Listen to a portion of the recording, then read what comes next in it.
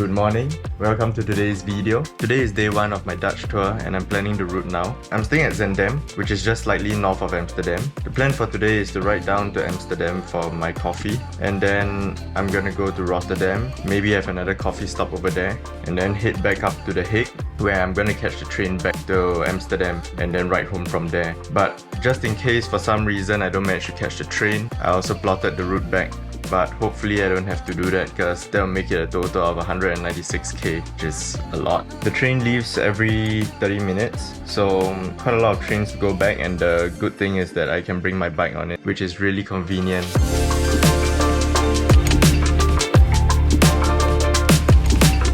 Inside my handlebar bag I've got my drone, some snacks, and also spare tube in case something bad happens.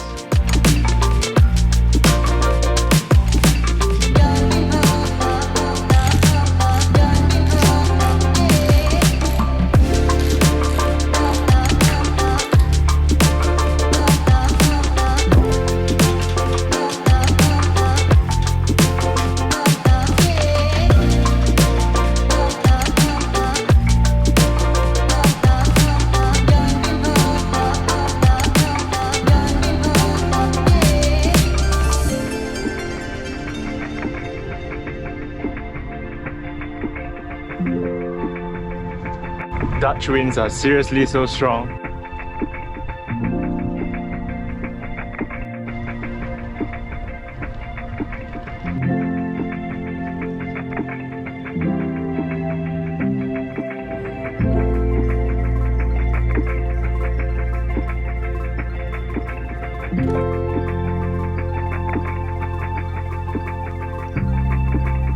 This is a ferry crossing. It's the most convenient way to get from one side of the river to the other. It goes across the North Sea Canal and it's free for passengers who are pedestrians, cyclists and people on moped.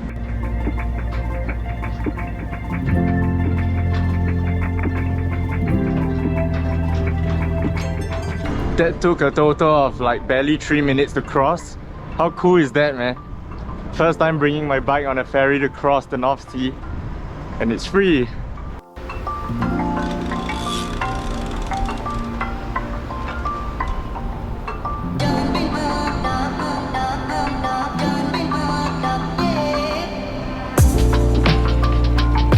This is the first coffee stop, Friedhat's Fuku. It is as hipster as any hipster cafe can get.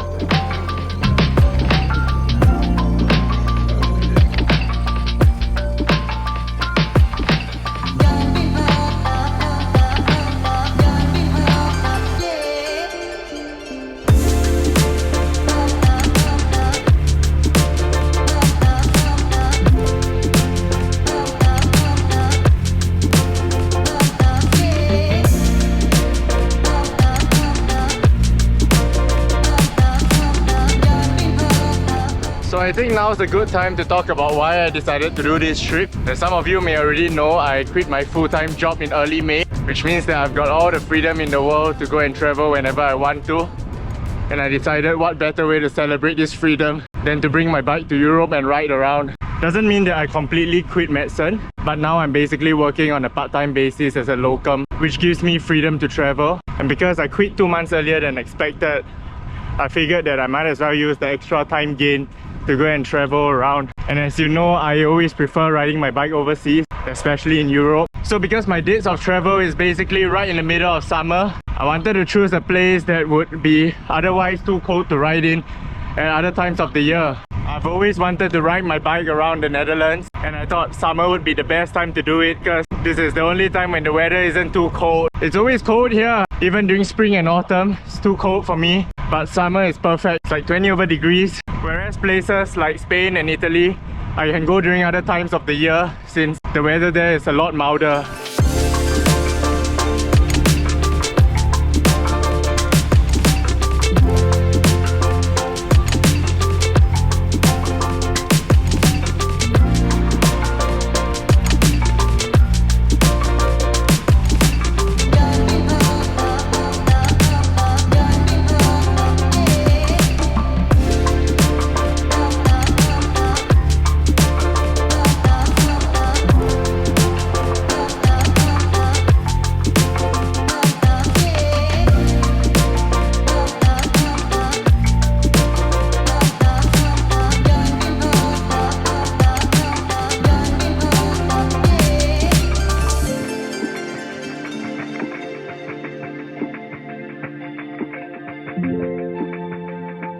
It's so flat and everywhere is just connected by bike lanes. My ride from Amsterdam to Rotterdam and then the Hague today is just completely bike lane. I don't even have to get onto the road and I can just chill the entire way without worrying about cars and traffic.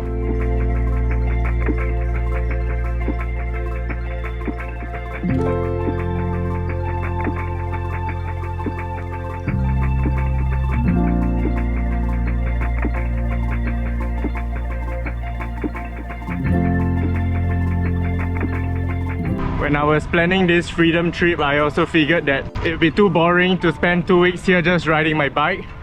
And I also wanted to go and climb some mountains, because again, those are places that in other times of the year you wouldn't get access to because it's too snowy, too icy, too cold. So I looked at the French Alps and I found out that they actually have this event called the Marmot Grand Fondo. So that will be where I'll be headed to at the end of this week.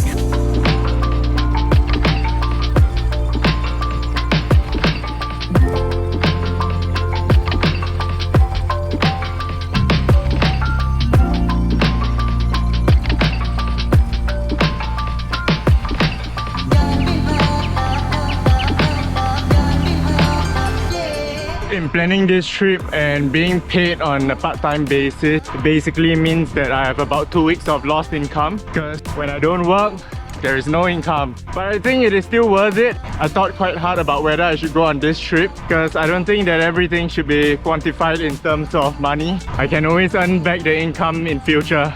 Although quitting my full-time job means that I have a lot more freedom to go on trips like this from now on, I also don't know what the future holds. Once I have kids, I may not be able to do something like this again. And also I feel like I've been training hard for the last 2 or 3 years already. If anything, my fitness is probably at its peak at this point. So if I want to do a trip like this solo and ride my bike around, it's gotta be now.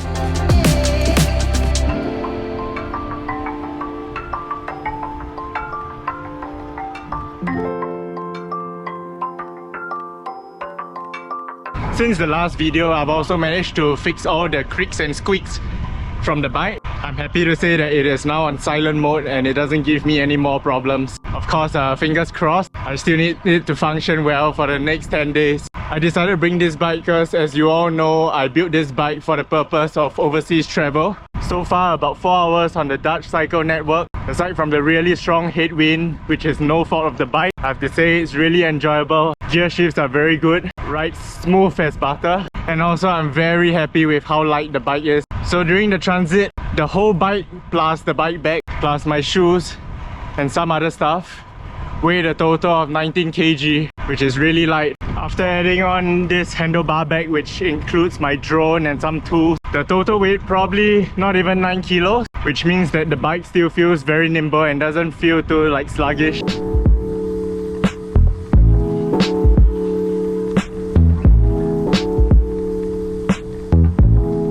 Here we are, we made it to Rotterdam. So one of the rules that I follow when I plan for my routes and travel is that it always takes longer than you expect to arrive at the destination.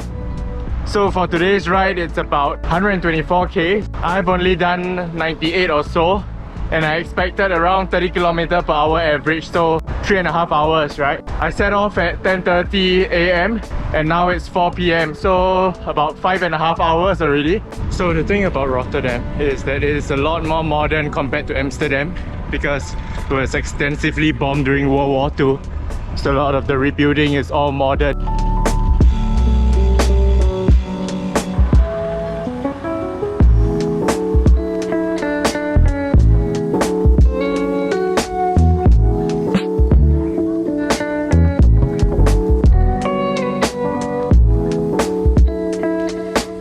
Final stretch to The Hague now. That was such a good coffee at MIPS Coffee. I really needed that. If you're ever in Rotterdam, I suggest you pay them a visit. Coffee is always good there. I'm sure that there are other cafes around as well, but I saw them on a Funwee video once, and so I keep going back there ever since. I sat outside for about 30 minutes and I enjoyed the peace and quiet. I really like the slow pace of life here. And also it was nice to not be boiling and drenched with sweat while sitting outside a cafe having coffee after a ride.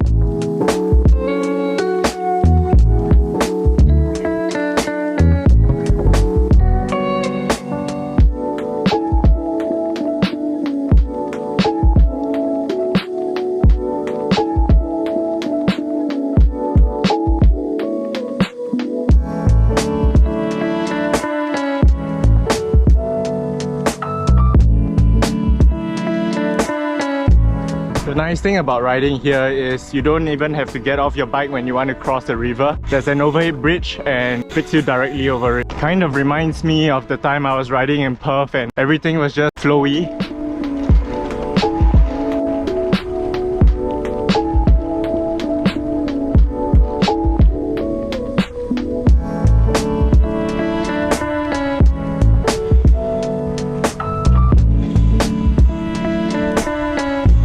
The level of convenience on the bike here is just crazy.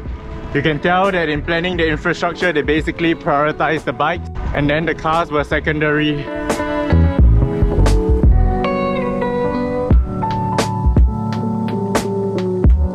Made it to The Hague. It's 6:30 PM now.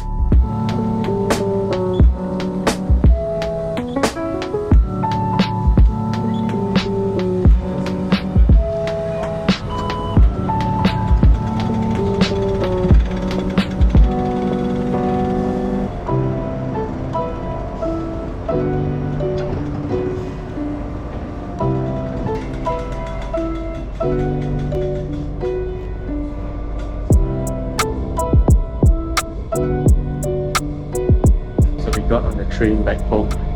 I was kind of toying with the idea of riding all the way back to Zandam, but after 8 hours out, my ass was too painful and I decided, nah, I'm just gonna take the train back, which was also the original plan. The train is really comfortable. It's got a toilet, Wi-Fi and charger as well. The train is about 1 hour or so, which is really fast, and it takes me all the way directly back to about 1 km from my Airbnb. I just got back from my grocery run. So after I reached home, I immediately put down my stuff and then I went to get groceries because I was so hungry. So here, I bought 2 packets of salad and one of it is here already. I'm gonna put this in, which is tuna, put it in for the protein. I was really hungry, so I already took this. It's like some yogurt thing, but it doesn't really, it tastes like yogurt, but then it doesn't really feel like yogurt. It's a bit thick, but anyway, 20 grams. That was what I needed. And of course, I got pasta for the carbs, which I'm gonna mix together with pesto. So pretty much I eat the same things as in Singapore. And then I saw this tiramisu dessert, so I'm gonna have it after. And this chocomel is what I'm gonna drink before I sleep for the protein. And just in case I don't have enough protein, I also got this tray of eggs to supplement. I purposely got the tuna with olive oil so that it wouldn't be so dry when I mix it into the salad.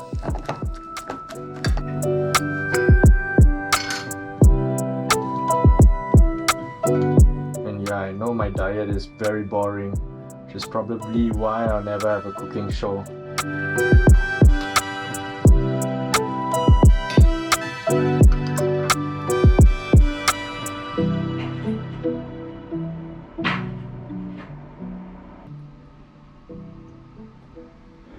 Okay, so this is dinner for tonight.